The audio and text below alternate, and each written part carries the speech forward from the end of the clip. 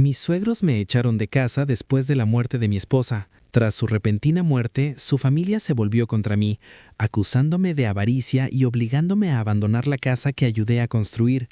Lo que no sabían era lo que mi esposa había preparado legalmente en secreto. La noche que me dijeron que me fuera, el abrigo de mi esposa seguía colgado detrás de la puerta principal. Recuerdo haberlo mirado fijamente mientras su madre hablaba.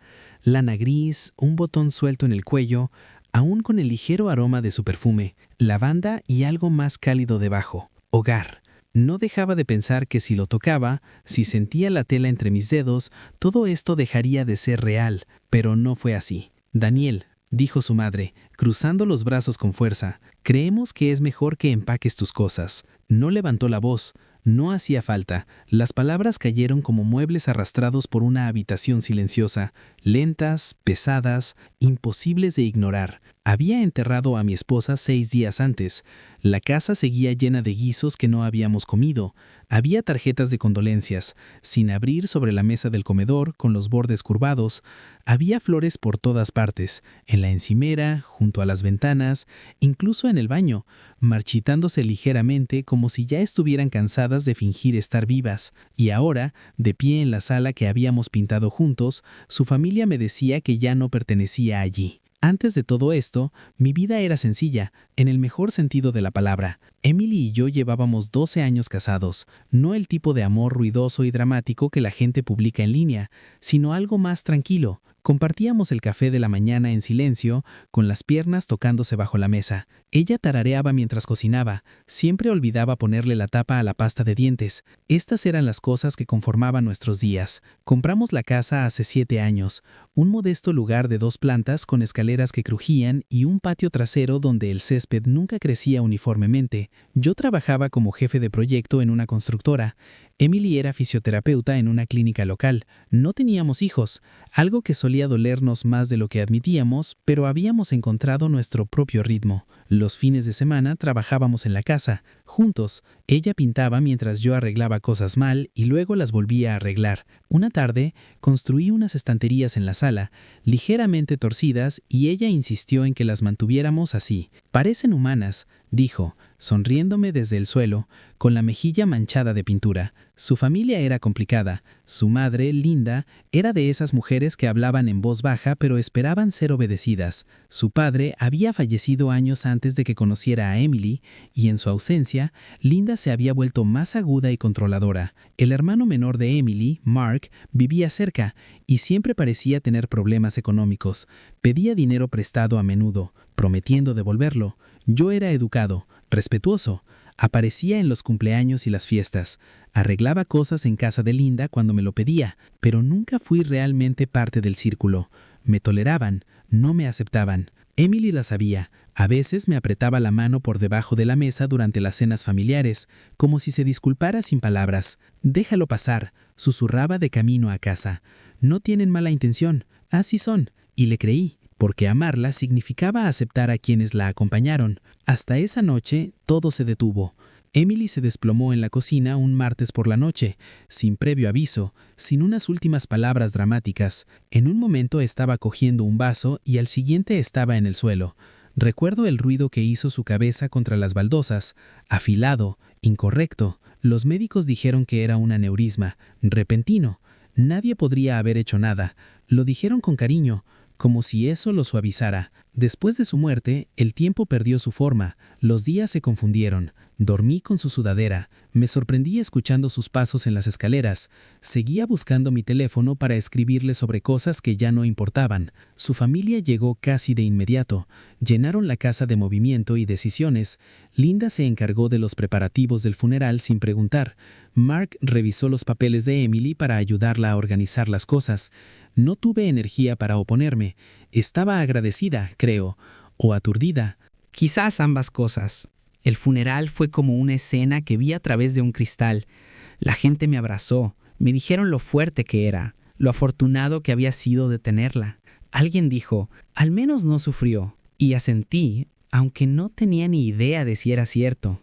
Después todos volvieron a la casa, nuestra casa. Esa noche me senté en el borde de la cama, mirando la marca que su cuerpo había dejado en el colchón. Fue entonces cuando Linda llamó a la puerta. No esperó a que abriera. Mark la siguió adentro, con las manos metidas en los bolsillos, recorriendo la habitación con la mirada como si ya estuviera decidiendo que le pertenecía. «Tenemos que hablar», dijo Linda. No había calidez en su voz, ninguna suavidad por el hecho de que la ropa de su hija seguía doblada en la cómoda junto a mí. Ella estaba de pie cerca de la ventana. Mark se apoyó en la pared.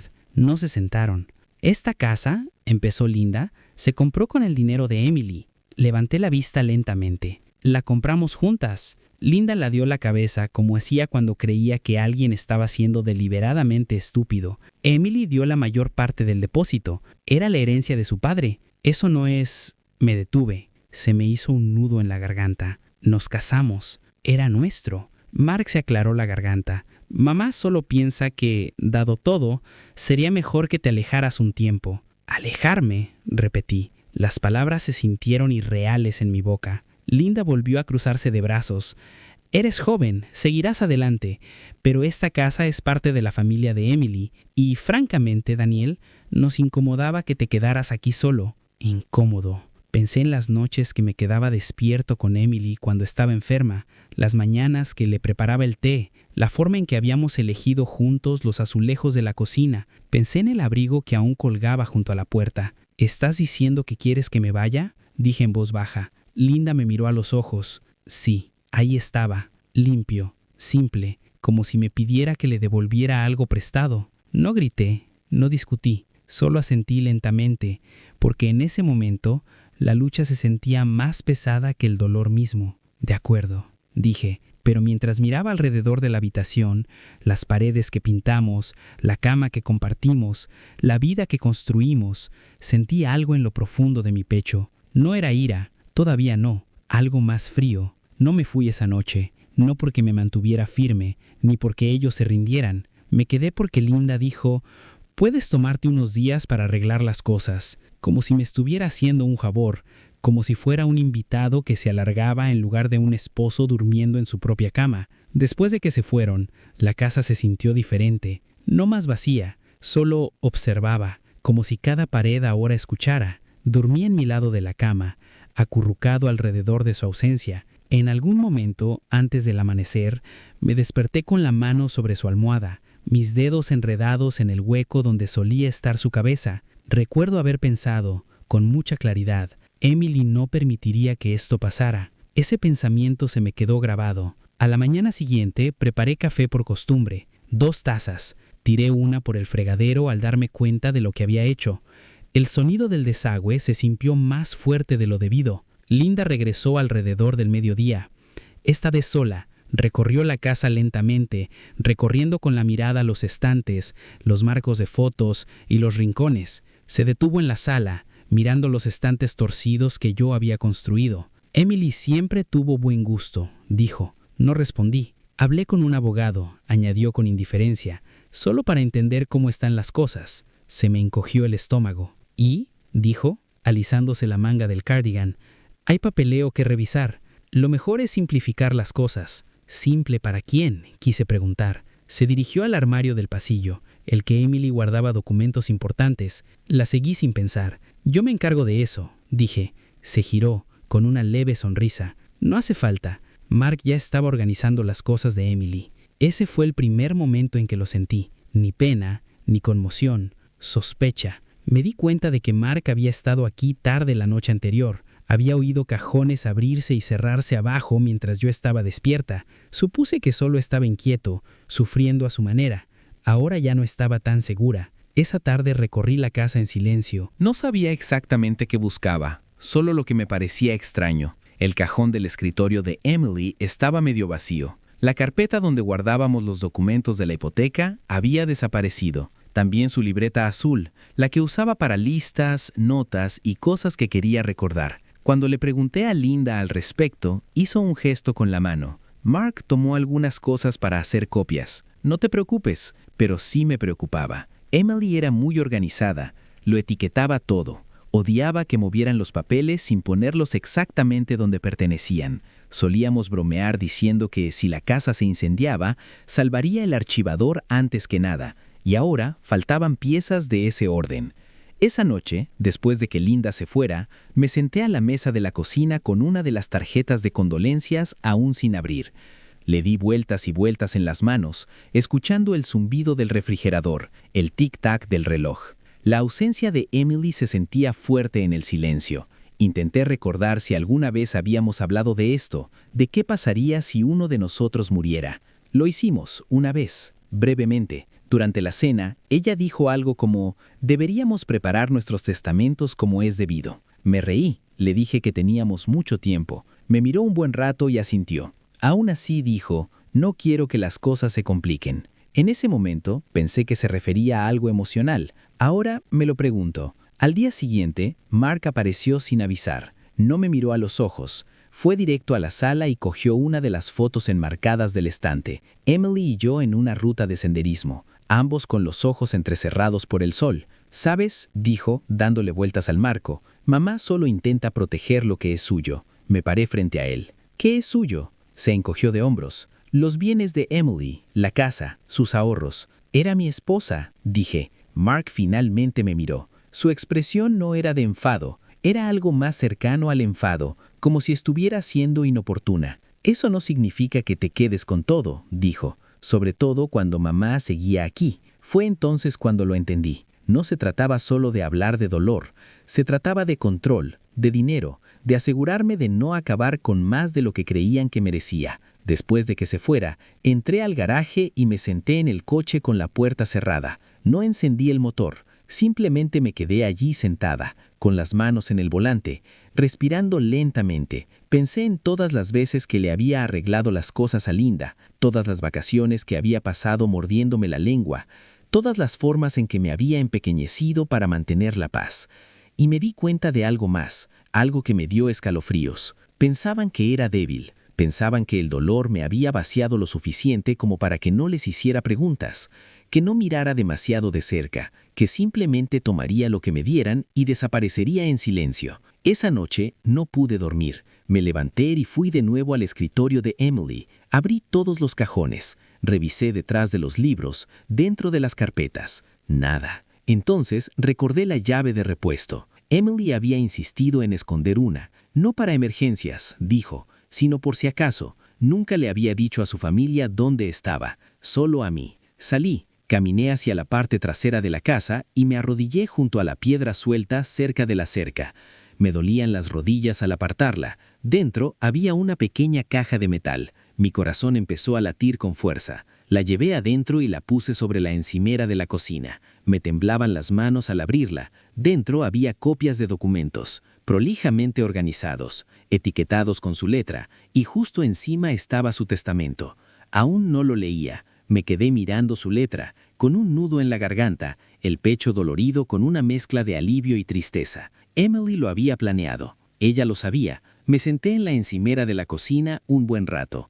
Antes de abrir el testamento, la casa estaba en ese silencio profundo y antinatural que se hace tarde por la noche, cuando incluso los ruidos del exterior parecen contener la respiración. El refrigerador se encendía y se apagaba. En algún lugar, una tabla del suelo crujió al cambiar la temperatura. Esperaba oír los pasos de Emily, suaves y familiares, bajando las escaleras. En cambio, solo había papel y tinta. Su letra era pulcra, ligeramente inclinada hacia la derecha. La conocía tan bien. Listas de la compra, notas en la nevera, pequeños recordatorios que dejaría en mi lonchera en los días difíciles. Leí la primera línea y luego tuve que parar. Si estás leyendo esto, significa que no tuve la oportunidad de explicarte las cosas en persona. Lo siento, se me nubló la vista. Me sequé los ojos con el dorso de la mano y me obligué a seguir. Había actualizado el testamento el año anterior, en silencio, sin decírselo a su familia. La mayoría de sus bienes, incluida la casa, me los dejó a mí.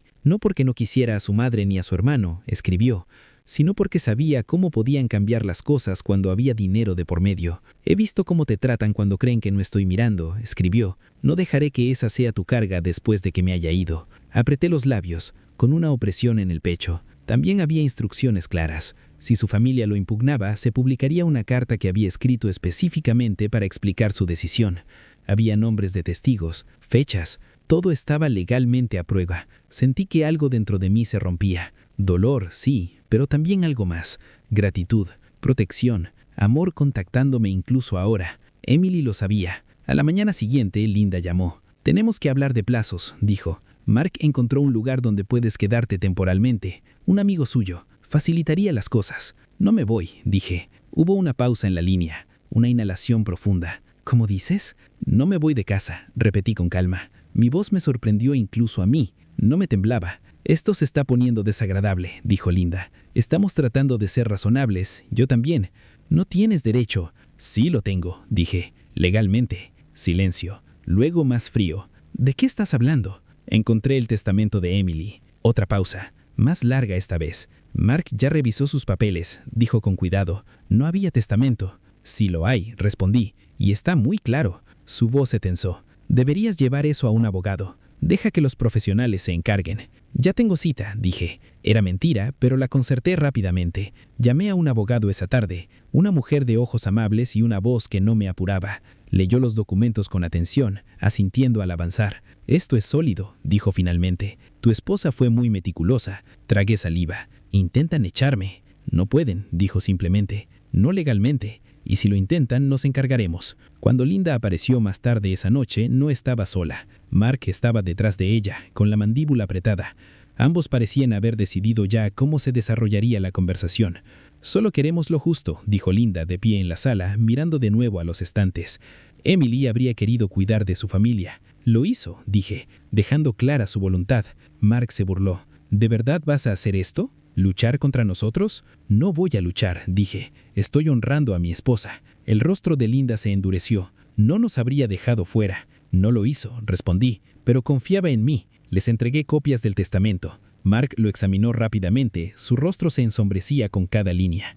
Linda leyó más despacio. Cuando llegó al final le temblaban las manos. Esto no puede ser, susurró. Lo es, dije. Debió de haber sido manipulada, espetó Mark. La has encausado. Sentí el dolor de esa acusación, pero no me arrigué. Puedes impugnarla, dije. Mi abogado está listo. Linda me miró entonces, no como una molestia ni como una invitada, sino como un obstáculo. Esto no ha terminado, dijo en voz baja. No, acepté. No lo ha hecho. Las semanas siguientes fueron tensas. Impugnaron el testamento. No llegó a ninguna parte. Empezaron los rumores en la familia. Las llamadas cesaron. Las invitaciones se desvanecieron. Personas que conocía desde hacía años de repente me trataron como si fuera algo de lo que avergonzarse. Una tarde, en el supermercado, oí a Linda hablando con alguien en el pasillo de frutas y verduras. «Este es Garrador», dijo con voz roca, «después de todo lo que hicimos por él».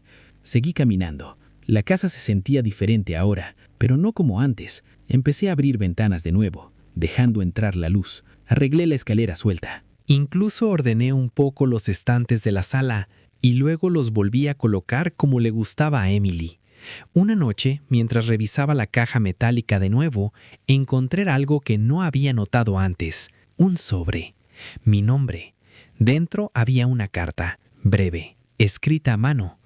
Sé que esto es difícil. Sé que lo harán más difícil. Pero también te conozco.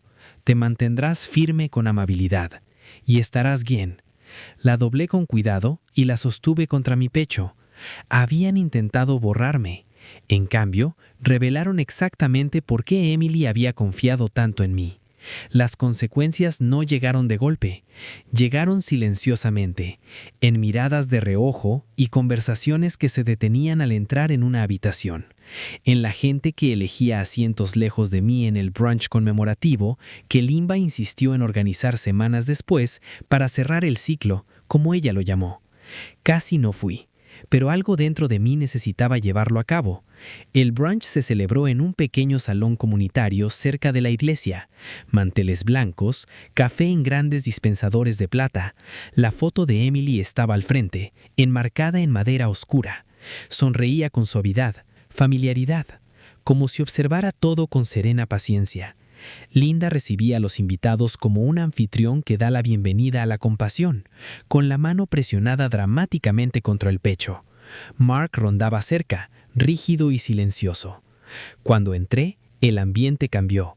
Las conversaciones se hicieron más tenues. Fork se detuvo en el aire. Los ojos de Linda se encontraron con los míos por un instante. No sonrió. Me senté cerca del fondo, solo. No necesitaba decir nada.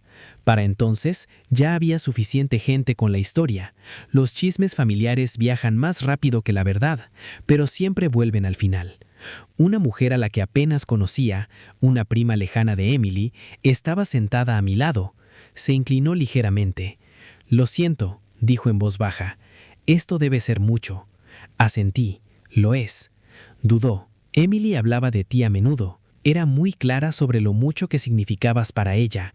Algo cálido se instaló en mi pecho. Le di las gracias en voz baja. A mitad del almuerzo, Linda se levantó para hablar. Habló de la pérdida, de la familia, de honrar la memoria de Emily. Su voz se quebró en los momentos oportunos. La gente se secó los ojos. Entonces lo dijo. «Debemos recordar», dijo, mirando a su alrededor, «que el dolor puede hacer que la gente actúe por miedo, por egoísmo». Sentí que las miradas se volvían hacia mí. No me inmuté. Continuó, cuidando de no mencionar mi nombre, pero todos lo sabían. Se pintó a sí misma como la madre herida, Mark como el hijo protector, yo como el forastero que se había aprovechado de la tragedia. Cuando terminó, los aplausos fueron escasos. Después, me quedé de pie junto a la mesa de centro, removiendo una taza que no tenía intención de beber. Linda se acercó a mí, con la postura rígida. «No tenías que venir», dijo. «Quería venir», respondí. Bajó la voz. «Has complicado mucho las cosas». Sostuve su mirada. «Yo no escribí el testamento». Apretó los labios. «¿Podrías haberte hecho a un lado y haber perdido mi casa?», pregunté con dulzura. «¿La vida que tu hija construyó conmigo?» «Ella habría querido armonía», dijo Linda. «Quería justicia», respondí. «Lo planeó». Mark se unió a nosotros entonces, con el rostro tenso. «¿Crees que esto te hace quedar bien?» «No intento aparentar nada», dije. «Solo me quedo». Se burló. «Disfrútalo mientras dure». Los vi alejarse juntos, con los hombros alineados, su ira contenida pero intensa. Ese fue el momento en que comprendí algo importante. No estaban de luto por Emily, estaban de luto por el control. Durante los siguientes meses, la verdad se difundió. No a viva voz, no dramáticamente, sino con firmeza. El abogado de Linda retiró discretamente la disputa. Un amigo en común mencionó que Emily había hablado de su testamento mucho antes de morir. Alguien más recordó cómo le preocupaban los límites con su familia. La gente empezó a atar cables. Linda dejó de ir a la iglesia. Mark dejó de contestar llamadas. Las invitaciones se reanudaron, con cautela, de familiares que querían mantenerse neutrales, pero empezaban a ver las cosas con claridad. Una tarde, recibí un correo electrónico de Linda. Era breve, no la conocíamos tan bien como pensábamos. Espero que cuides lo que le importaba. Sin disculpas, sin cariño, pero fue suficiente. La casa poco a poco volvió a ser mía. Repinté el dormitorio. Regalé algo de la ropa de Emily, quedándome con la que aún la identificaba. Planté lavanda en el patio trasero, cerca de la cerca, donde la tierra era pobre pero resistente. Algunas noches seguían siendo duras. La buscaba por costumbre. Oía su voz en mi cabeza cuando tomaba una decisión, pero la punzante pérdida se suavizó en algo más tranquilo, algo con lo que podía vivir. Una noche, invité a cenar a unos amigos cercanos, personas que me habían apoyado en silencio durante todo. Comimos en la mesa que Emily y yo habíamos comprado juntas. Reímos suavemente. Recuerdos compartidos. Cuando todos se fueron, me quedé sola en la cocina, mirando a mi alrededor. Esta casa había albergado mi dolor, pero también había albergado mi verdad. Más tarde esa noche, me senté en los escalones traseros, con el aire fresco a mi alrededor. Pensé en Linda, en Mark, en lo rápido que el amor puede convertirse en derecho cuando la gente cree que algo le pertenece. Pensé en Emily, en cómo me había protegido no con fuerza, sino con previsión. El dolor me había enseñado muchas cosas, pero la más importante era esta: el amor no siempre se anuncia a gritos. A veces se prepara en silencio. La primera mañana que me desperté sin la pesadez en el pecho, no la noté de inmediato. Estaba tumbada en la cama mirando el techo, escuchando el sonido lejano de una cortadora de césped calle abajo. La luz del sol se filtraba por las cortinas, suave y pálida. Por primera vez desde que Emily murió, mis pensamientos no corrían por delante de mí. Simplemente estaban ahí, tranquilos, esperando. Me di cuenta de que no me estaba preparando para el día. Eso no significaba que el dolor hubiera desaparecido, significaba que había cambiado. El dolor no se va de golpe, se reorganiza, encuentra nuevos lugares donde asentarse, Recorrí la casa lentamente esa mañana, descalza sobre el suelo de madera. Preparé café, solo una taza esta vez, y me quedé junto a la ventana de la cocina mientras se hacía. Afuera, los arbustos de lavanda que había plantado empezaban a florecer. El aroma entraba al abrir la ventana, tenue, pero inconfundible. A Emily le habría gustado. Me senté a la mesa con mi café y uno de sus viejos cuadernos, el azul que creía perdido para siempre. Lo había encontrado escondido dentro de una caja de bufandas de invierno en el armario del recibidor semanas antes. Mark debió de no verlo. Dentro había listas, pensamientos, pequeños recordatorios para sí misma. Y en la última página, algo escrito con tinta más densa. Si estás leyendo esto y te preguntas si hiciste lo correcto, sí, lo hiciste. Cerré el cuaderno y lo mantuve ahí un rato, apretado contra mi pecho, respirando lentamente. No volví a saber de Linda. Mark se mudó a otra ciudad poco después. Lo supe por otra persona. Un nuevo comienzo, dijeron. Le deseé lo mejor en silencio. No porque se lo mereciera, sino porque cargar con el resentimiento era más pesado que dejarlo ir. Algunos nunca se disculpaban, otros se acercaban con torpeza, sin saber qué decir. Acepté lo que me parecía genuino y dejé pasar el resto. La casa se convirtió en un lugar de recuerdos en lugar de conflicto. Doné algunas cosas de Emily a la clínica donde trabajaba. Me escribieron una carta en cambio, describiendo lo mucho que significaba para sus pacientes. Lloré al leerla, pero fue un llanto bueno, el que te recuerda que el amor deja huella en el mundo. En el aniversario de su muerte, me tomé el día libre en el trabajo y me quedé en casa. Cociné su plato favorito, pasta recocida y todo, y lo comí solo en la mesa. Le hablé en voz alta, no porque creyera que me oía, sino porque me pareció bien. Me quedé, le dije a la habitación vacía, como dijiste que haría. Esa noche, volví a sentarme en los escalones traseros, viendo cómo el cielo se oscurecía. La cerca seguía ligeramente inclinada, algo que nunca había arreglado. El césped seguía creciendo de forma irregular. Las estanterías de la sala seguían un poco torcidas. La casa aún parecía humana. Pensé en lo cerca que estuve de irme. Qué fácil habría sido alejarme en mi dolor, dejar que otros decidieran mi futuro porque estaba demasiado cansada para defenderlo. Y me pregunté cuánta gente hace exactamente eso, no porque no les importe, sino porque están sufriendo. Emily lo sabía. Había confiado en que no desaparecería. Me levanté y volví a entrar, apagando las luces al pasar. Al llegar a la puerta principal me detuve. Su abrigo ya no estaba colgado. Lo había donado hacía meses, pero por un segundo aún pude verlo en mi mente. La lana gris, el botón suelto, el aroma de la lavanda. Apoyé la mano en el marco de la puerta y sonreí suavemente. El amor no siempre nos salva del dolor, pero a veces nos deja instrucciones para sobrevivirlo. Si alguna vez te han hecho sentir que no pertenecías, que tu dolor no era tuyo o que tu amor no era suficiente, espero que sepas esto. Tienes derecho a quedarte. Tienes derecho a proteger lo que se construyó contigo. ¿Habrías hecho lo que yo hice? Cuéntamelo en los comentarios. Y si esta historia te significó algo, considera apoyar el canal o suscribirte. Ayuda más de lo que crees. Gracias por escuchar.